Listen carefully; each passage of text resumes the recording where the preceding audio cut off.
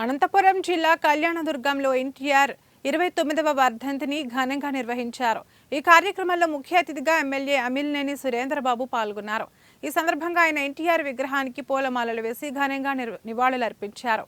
కళ్యాణదుర్గంలో 1,00,000 పైగా టీడీపీ సభ్యత్వాలు నమోదు కావడంపై ఆయన హర్షం వ్యక్తం చేశారు.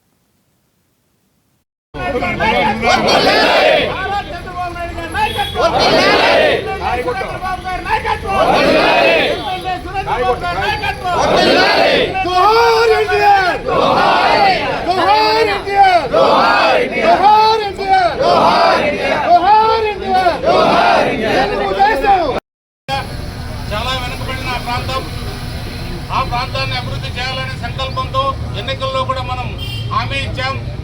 భైరవన తిప్ప ప్రాజెక్ట్ని పూర్తి చేస్తామని 2.5 సంవత్సరాల్లో ఏదేమైనా కూడా ఖచ్చితంగా అనుకోని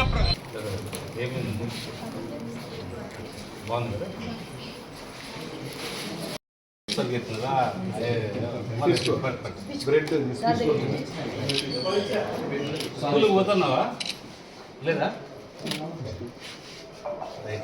పేరు ఏమైందమ్మా? ఆరోగ్యము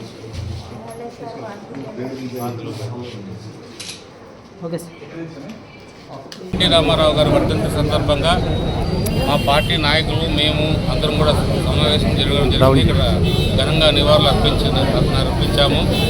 ఏదేమైనా కూడా ఎన్టీ రామారావు గారి స్ఫూర్తితో మేమందరం కూడా కొనసాగుతున్నాం.